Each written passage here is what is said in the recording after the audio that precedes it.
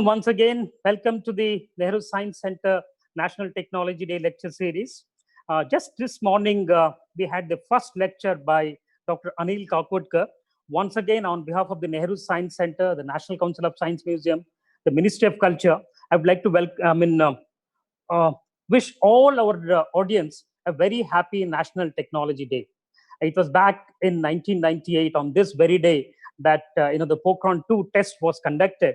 And on that day, when Dr. Kakodkar, he was the director of the Baba Atomic Research Center, which was actively involved in that. He talked about two things very recently in an interview. He said that there are two freedoms that we got. When in 1947, we got the political freedom, we got the economic policy freedom from 1991. The technology freedom came courtesy the 1998 Pokhran test. So the first lecture we had was by Dr. Kakodkar. We're extremely honored now in the days of COVID lockdown, when we are resorting to a lot of technology, IT. We are extremely happy that we have with us Ms. Debjani Ghosh, the president of the highly esteemed, internationally known National Association of Software and Services Company. Dr. Debjani ji is no new person to the Nehru Science Center or the National Council of Science Museum. In 1996, when she joined the reputed Intel in India, she worked. We had an opportunity, we had an honor to work with her.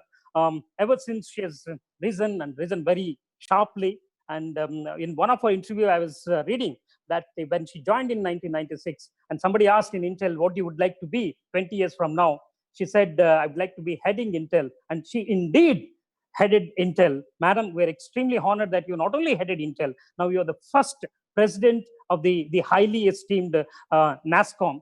We are extremely honored that you have accepted our invitation to deliver this important lecture. More important because we are now in the lockdown condition.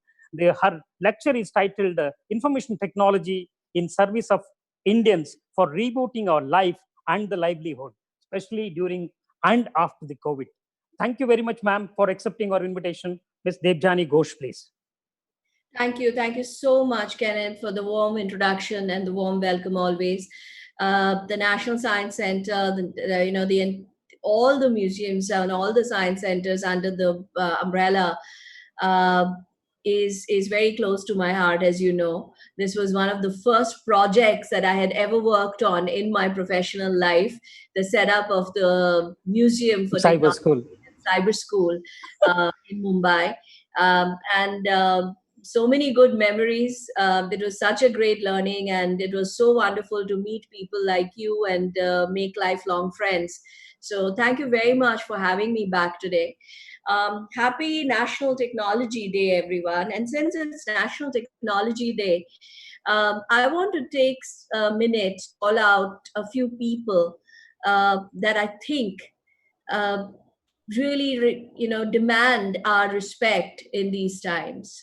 First, you and I are sitting in the comfort of our homes, watching webinars, doing our work, learning online, and getting entertained online, and all of it because somebody is keeping the internet and essential services like banking, hospitals, telemedicine, etc., education running.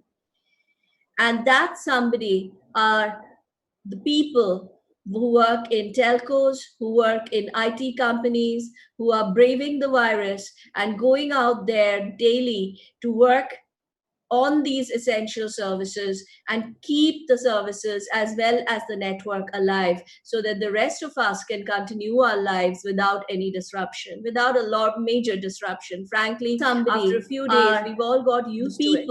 We've all got used to doing things online, and we take the internet for granted. But do not forget that there are quite a few people who are quarantined in the data centers, in their offices, and working round the clock to ensure our lives can continue. So first, shout out to all of them on this National Technology Day. And as NASSCOM, we pay our respect to each and every one of these digital warriors. The second person I want to give a shout out to is a role model, someone we look up to tremendously, and somebody who is responsible for the birth of the IT industry. And that person is no other than Grace Hopper. I'm hoping that a lot of you would have heard her name. If not, please do look her up, because Grace Hopper was one of the masterminds behind the first all electronic digital computer. She earned the nickname First Lady of Software because she was the person who worked tirelessly to make software coding and computer programming a reality. So, a lot of us keep talking about how the IT industry is a boys' club. I have news for you. It isn't. In fact, the IT industry was actually, um, it was one of the key founders of the IT industry was actually a woman. And there was another thing about Hopper, which I find very relevant in today's time. Grace hated, absolutely hated hearing one phrase, and that phrase was, because we've always done it that way. She hated it, and she used to continue to push people to challenge status quo and not do some things just because we have done it that way in the past. In fact, she hated it so much, and to remind herself that you should always challenge status quo and never do things the way it was done, she actually had a clock on her wall that she programmed to run counterclockwise, and that was to remind her that we cannot continue doing things just because we did it a certain way in the past. And I think there's tremendous learning in that for all of us in today's world. I mean, think about, today's world will always, when we look back at our lives, our lives now will be defined um, in two parts. The first part is the way we lived before COVID, and the second part is the how we live during and after COVID. Hopefully, the after will come some point soon. I mean, COVID-19 has been such a disruptive force on every aspect of our life, and it has disrupted lives with such speed. From the first time we heard about the reported cases out of China, which I believe was around end of 2019, so around December, if I'm not wrong, we heard of the first cases. Cut to end April, when one third of the world is under lockdown, and all of us are scared to leave our homes because of this unknown enemy, this invisible enemy, um, that is out there and spreading absolute havoc on all our lives. I mean, the world has never seen a crisis like this. We don't know how to handle a crisis like this because there is no precedence. There is no rule book that tells us this is how you behave in this kind of a crisis where the entire world has to be in lockdown. There is no rule book. There is nothing that tells us how to behave differently. And in such times, the only thing we can do is rely on facts, rely on data, and see what the facts and data is telling us to figure out how we should go about lives and how we should shape that new needs much needed compass in this journey. First, I think the one thing we do know is we have to live with this for at least 1 or 2 years or maybe more. I mean, there is no cure other than a vaccine, right? And the vaccine, as we know, is going to take anything from 12 to 18 to 24 months or maybe more. And it's not just about finding a vaccine, it's about ensuring that there are billions and billions, 9 billion vaccine available for everyone in the world to be safe, and that is going to take time. So what we know that this is going to be our reality for the next 1 or 2 years, so we have to figure out how to live with it for the next 1 or 2 years, because we cannot stop living. We cannot uh, hide away from it for 2 years. We have to come out and we have to figure out how to live with it. So I think that's the first fact that we know. The second fact, scientists have confirmed that physical distancing, wearing masks, washing hands before we touch our face, mouth, etc., can help to keep us safe. In fact, the only thing that we know that actually works towards killing the virus is good old soap. If the virus has a lipid membrane, and if we use soap, that membrane does get destroyed, therefore destroying the virus. So good old soap to the rescue. So we do know that some of these steps, like physical distancing, minimum 6 feet distance, wearing a mask so that we don't, it's not just about keeping ourselves safe, but keeping other people who we come into contact with safe, washing hands regularly, strong hygiene, very diligent hygiene, contact tracing. These are some of the things that can absolutely keep us safe in these times. And we have to depend on these facts to start planning our lives, to think about what is it that we need to do differently, how do we need to act and behave differently, and what is this new normal that we are talking about, or that we want. And this is a must do for everything, everyone from governments, countries, nations, companies to individuals. This is a new normal for all of us because sadly, none of our lives will be what it used to be before COVID 19, I fear. I think our lives have been changed forever. There is no going back to the good old days or going back to the good old time. We have to now redefine or define what life going forward will mean for us. And this is why I go back to what Grace Hopper used to say, or that we cannot live life thinking that we can continue to do what we did in the past. That stops progress. And I think in these times of crisis, this is something that is forced on us. We cannot live life, or we cannot think of living life for a more sustainable future, for a more diverse future, for a more healthy future. And we can do it. We have the tools, we have the technology that is needed to make these changes happen. Do we have the commitment to make it happen? And that's the question that we have to ask. You know, they say that when life throws lemonades at you, the best thing you can, when life throws lemons at you, sorry, the best thing you can do is start making lemonades. Life is throwing lemons at us right now, and it's coming at us from every possible direction.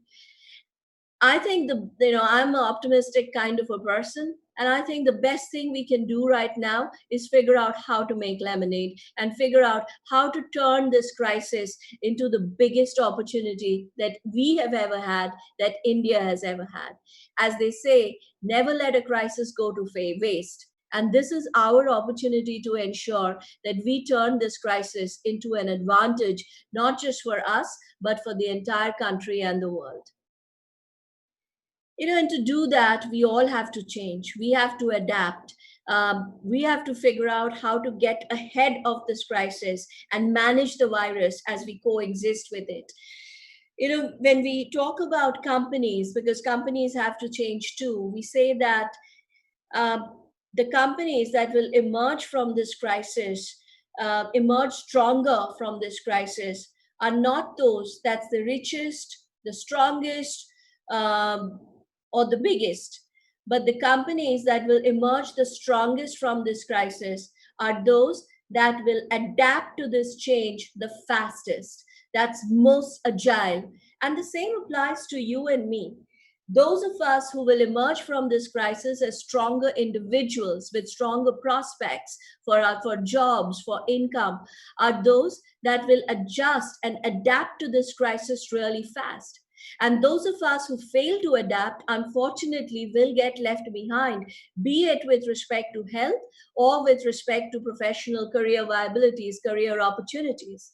So, this is the time to figure out, as they say, it's not the big fish that will eat the small fish, but it is the fastest fish that is going to eat everyone else for lunch and dinner. So, this is the time for us to become that fast fish. And once again, do not waste the crisis. Look at the crisis as something that has come our way, that gives us the opportunity to reinvent. We have technology, we have the tools with AI, robotics, drones, blockchain. We have the tools that is needed to give us that ability to reinvent very quickly.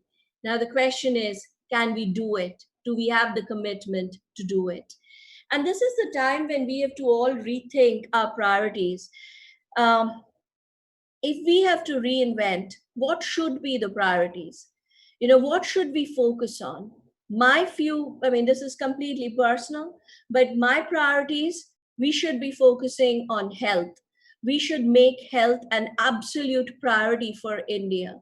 And we have to figure out, how do we make telemedicine a reality in India?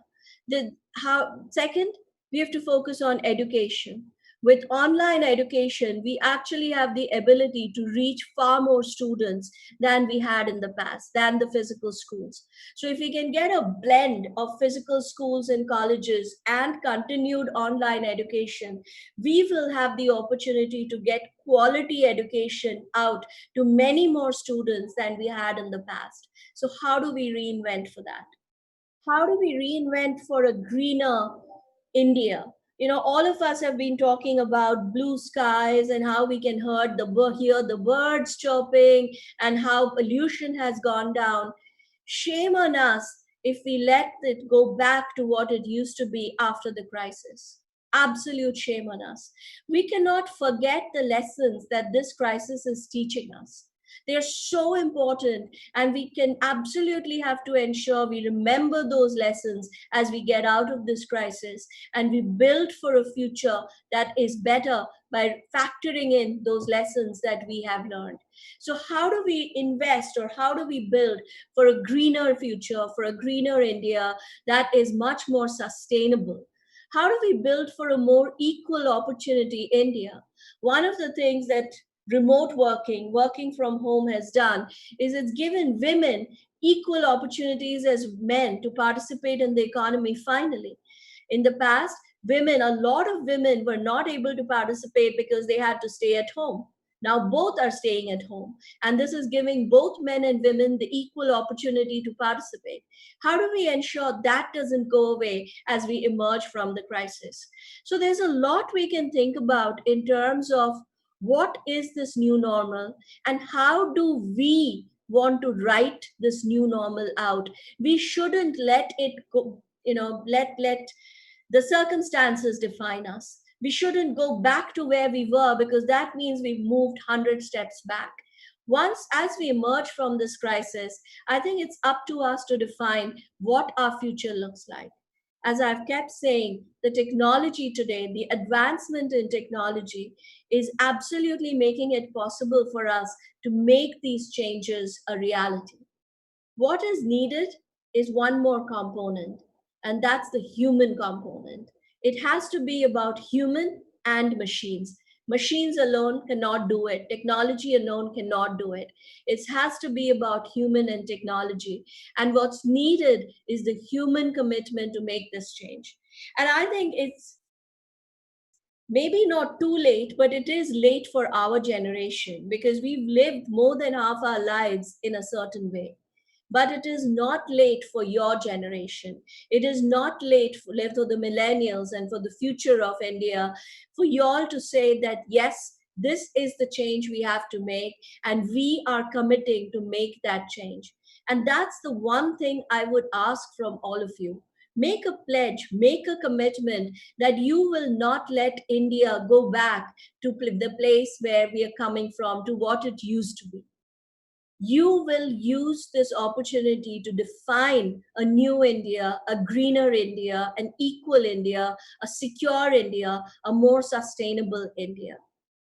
And what is needed for that?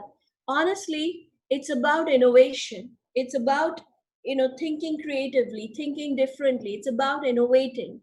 But the only change I would make to that is to achieve this dream of a better India, we have to now put people in front of the innovation. We have to innovate with the people lens, what we at NASSCOM called people first innovation. I think it's extremely important when you are innovating and when you are building technology or trying to solve a problem to start thinking about, what will this do for people? How will this help people? Will this help in terms of making a greener future? Will this help making it a more equal future? Will this help making it a more healthier, secure future? And if the answer is yes, absolutely go ahead with the innovation. And if the answer is no, then start thinking about what changes need to make. So the mantra that I would put forward in front of you is the future is yours. How you define the future is totally up to you. You have the opportunity to rewrite the future. We didn't have that, but you have the opportunity to rewrite what you want the future to look like. You have the technology to make that dream a reality, to make that plan a reality. All that is needed is that commitment in each and every one of you to say that we will make it happen, and we are going to make India a hub for people first innovation. I think if we can do that, then this dream is in our hands. This is our reality. And I so hope that with your generation, we will achieve what my generation couldn't. We will make India a much better place for years to come for all of us.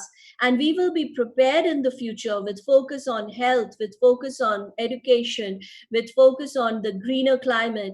We will be prepared to avoid this kind of a crisis 10, 20, 30 years down the line. And I so hope we emerge from this crisis much stronger.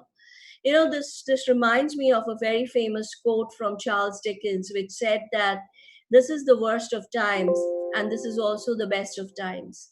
Yes, we are in the midst of a crisis that is challenging us to our absolute limits, which is extremely difficult, which is uh, seeing disruption across business, government, education, health, name it, which is seeing such high level of disruption and at such speed. But this crisis also gives us the opportunity to bring out the best in ourselves and build a future that is much more stronger, much resilient, and build a future whereby we will ensure that the world does not see a similar crisis anytime in the near future. So, with that, I would like to thank Kenneth for giving me this opportunity to speak to all of you. And I look forward to getting a few questions from you all. So, I'll turn it over to you all.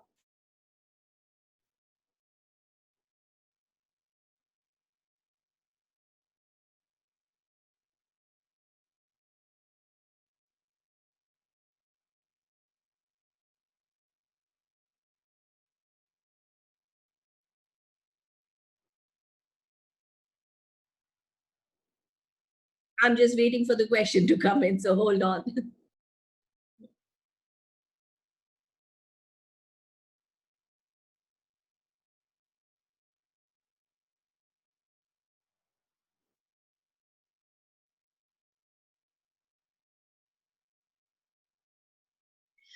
So, a few questions that have come in. The first one is: will this COVID crisis help IT? Um, I think it's the other way around. IT is going to help us address the crisis, uh, and crisis. IT is going to help us address this crisis and ensure that we come out stronger. Few things. One, we are reinventing the way we work, the way we learn, the way we entertain ourselves, the way we communicate because of the locked India. Well, the fact is, in the short run, there will be job losses everywhere. That's the fact. Uh, COVID 19 has caused such harm to the global economy. We haven't seen this kind of disruption to the global economy in the World War. I mean, the Hmm. kind of Hmm. disruption we are seeing now. So there's tremendous amount of disruption that has been brought about by COVID-19, unfortunately, on the global economy. And as the global economy goes down, we all hope that there will be a recovery at some point. But right now, nobody knows when the recovery is going to happen.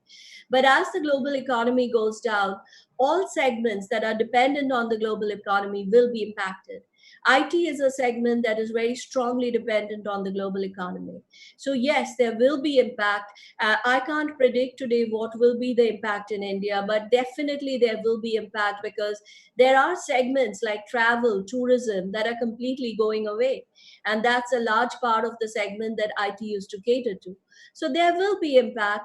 And this is what I request everyone to do, that if you are today, it doesn't matter if you're in IT, you're in manufacturing, you're in hospitality, all every single industry today is going to get touched, is going to get impacted by this crisis, and there we will see some level of job loss across every industry. The best thing you can do today is focus on skilling yourselves for some of these technologies and trends that are going to be in demand in the future. People will need data analytics. People will need cybersecurity experts. People will need robotics engineer. The people will need AI experts, coding people who can code across segments. So there are some of these areas which we know are going to be the, what should I say, the demand areas going forward.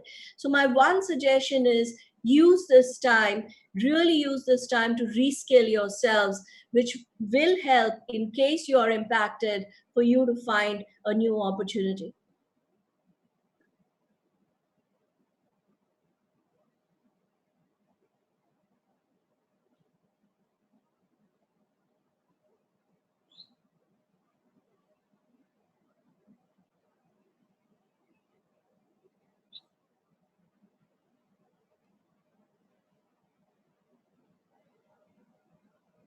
Okay, I'll take that one first.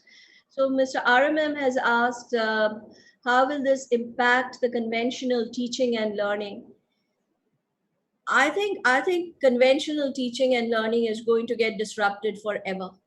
What we have realized in the last 2 months is that online learning is a reality, and students can learn online. With even some students who don't have computers, but you have just phones, they're still able to learn online. And what we've also realized is the power of online learning. Online learning allows you to take the best of professors, to take the best of curriculum and make it available to everyone across India. Online learning can get education to places where physical schools do not exist. Online learning can get education to those girls who do not are not able to go to schools because of the there are because they don't have good sanitation in schools or toilets in schools, so as girls they cannot go. So online learning is making it possible for education to reach um, parts of India that we had not even reached earlier. So I think the future is not online, but the future is blended learning. We are going to see a mix of online and offline. Even when schools reopen, we have to maintain physical distancing in classrooms, in schools, in ground. So it'll be impossible for schools to get everyone back, because then you cannot do it. Just like office campuses, everyone is looking at getting maybe around 30 to 50% back, so you can still maintain physical distancing and social and those social distancing norms once you start running. And whenever that is, 1 month, 2 months, 3 months, 6 months from now, I don't know, but whenever that happens. So as you do that, you will need to have a blended model of offline and online, and I think that's a very good thing to do. I'm a fan of blended learning, and I think that blended model will be the future of education in India and the world.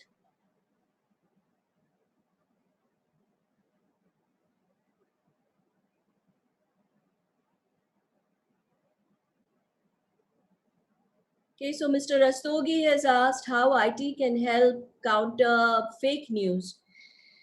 Unfortunately, I think technology has been the channel for spreading fake news to quite a bit. And here, I will put human ahead of IT.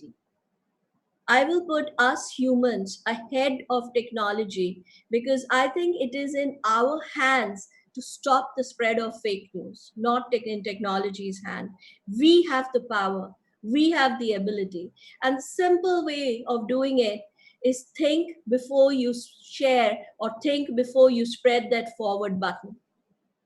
Simple thing, just when you see a video and you know that there's no source, it's looking highly unlikely, that it has been sent to cross, especially when it's talking about religion and it's talking about these sentiments, that in all probability it's been sent to rile you up, to get you worked up. Do not share it, do not forward it, delete it right there and then. So while we do think it is the magic panacea for everything, when it comes to these kind of things, I actually have more faith in us humans than in technology, and I think we humans have to play a stronger role in stopping the spread of fake news than technology does.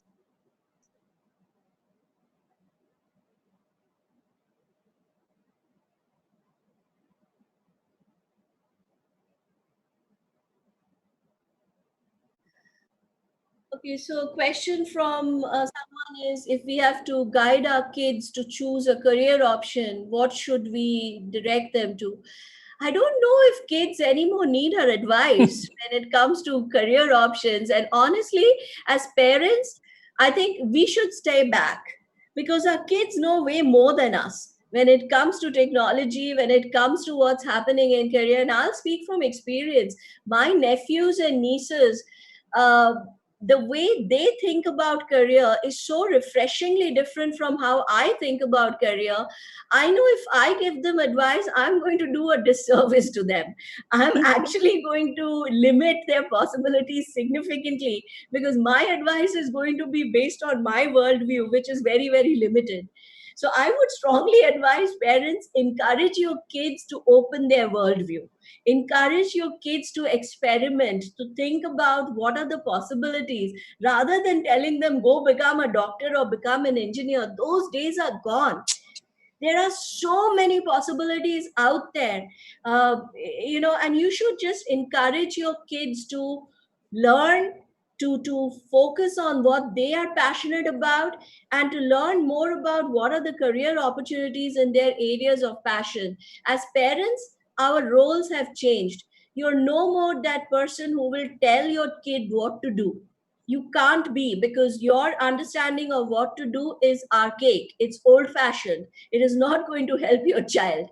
So you have to step back and you have to play the role of a facilitator, for somebody who facilitates the child to learn, to explore, and to figure out what is their area of passion. Because once they figure that out, that is where they should be looking at building their future in.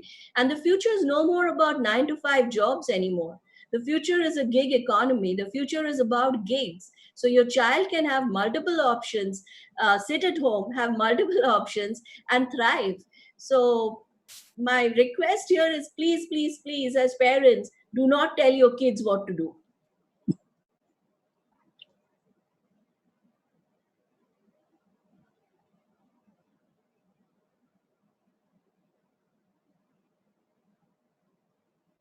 Okay, so let me take the question. So question is, can NASSCOM start online courses? NASSCOM has started online courses for a year now.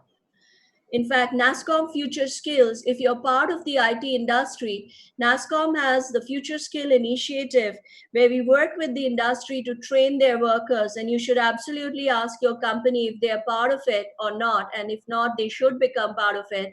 And we are training people on skills that we believe are going to be critical for jobs in the future. So we focus on 10 technologies: AI, robotics, um, IoT, cybersecurity. There are quite a few others, blockchain, there are quite a few others. We focus on 10 technologies. And we focus on technology skills as well as soft skills like communications, project management, design thinking.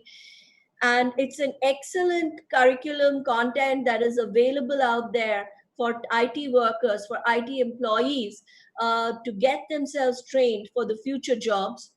The government, we are also working with the Ministry of IT and Electronics to make this training available to everyone, like students, yourselves, outside the IT industry, starting somewhere around June, July. So that will happen. because the lockdown was going on, we have made available some of the best courses on the NASSCOM site, like the AI Foundation course, etc., free of cost. All of these courses, cost anywhere from 6,000 to 10,000 rupees. We have made these free of cost and they're available till 15th of May. So you have 4 more days if you're interested. They're available on the NASSCOM website. Go click on it and register today. And these are some of the best courses in the world. The foundation, the AI foundation course is one of the best courses in AI. It's available free till 15. Go and register yourself today and complete it before the 15th.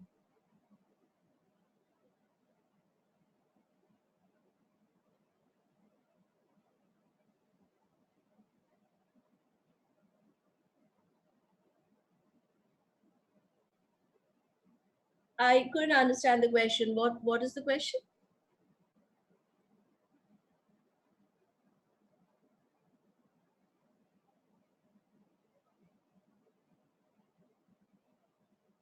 I'm sorry, I don't think I fully understand. The question is the role of IT in healthcare. Everything from making uh, I mean, remote telemedicine possible so you don't have to go to a doctor's to today, a lot of tech startups are working on solutions uh, to create uh, ventilators and other solutions that are required to fight COVID, using the technology expertise to create technology companies that are looking at some of the symptoms of COVID, like the lungs and how what the lung looks like for a COVID patient. Versus a normal person, the loss of smell, and trying to come out with technology solutions that can provide you that can the ability to do quicker tests to figure out whether a person is infected or not by looking at some of these symptoms. IT is playing a huge role in uh, in helping governments do plan the entire containment strategy by giving them data sets, dashboards, analytics on how the virus is spreading and where is it likely to spread.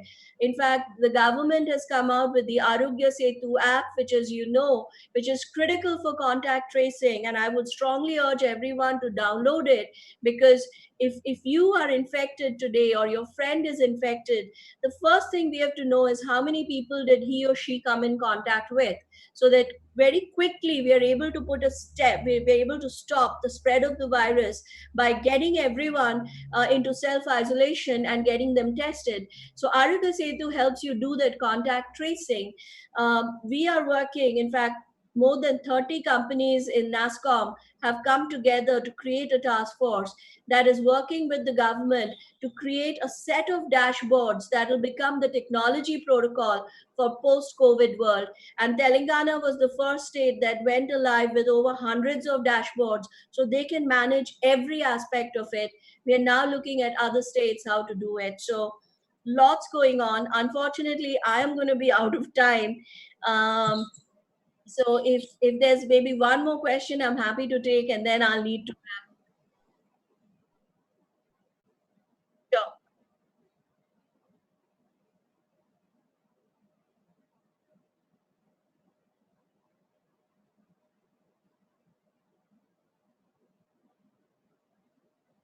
Uh, yes, when these sectors are impacted in the, I don't think these sectors will be able to come back anytime soon.